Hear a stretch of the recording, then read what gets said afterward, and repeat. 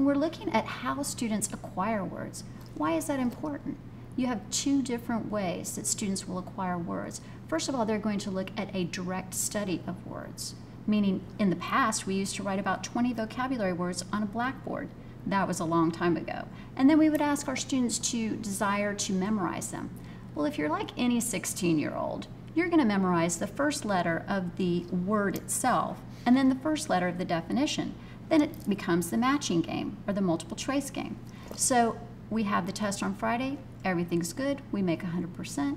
Where does it go from there? Unfortunately, there's no transference.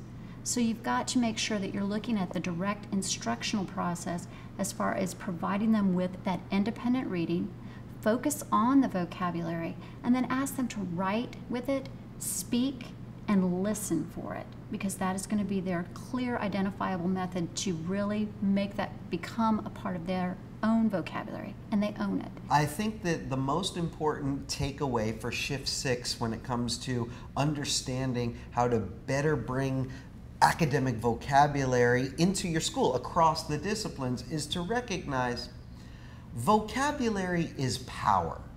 And the more words you own, the more ideas you own. And the more ideas you own, the more opportunities that will come to you. And very much words are the tools by which they're like keys that open up doors. Understanding that having a wider vernacular, to use a nice big vocabulary word, really is one of these all-purpose tools that will serve students well, not just in the classroom, not just on the assessments, because we understand that the assessments in some way, shape, and form are vocabulary driven. You don't understand what you're being asked, the chances of answering correctly are, there's a big wall up right there. So vocabulary is linchpin to success in a Common Core classroom, and there's no easy fix. Vocabulary isn't 10 words memorized, go home at night, I'm all good. Vocabulary is a day-by-day effort whereby lots of educators on campus are working diligently to expand the lexicon of the students in their midst. It's the only way it's going to work. There's no shortcuts for this, but the hard work pays off. I think in our prior experiences as educators, we think independent reading means the student will just access a book that he enjoys, and I'm all in agreement with that. But the one thing, we need continual practice of independent reading, and that's going to happen in our school settings.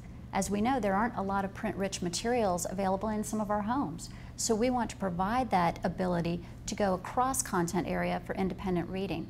Take an article, take a snippet of something, an excerpt, and allow that student to really involve themselves with the reading, and then you reread continuously.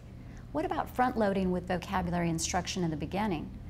There's a lot of research out that tells you if the student can't read the vocab word, there's no ability to comprehend. So we want to looking at the engagement of teaching our students the vocab prior to them reading, and exposing them to ideas. What is this meaning for you? And what are the multiple definitions within that classroom in general? Get some different perspectives on that.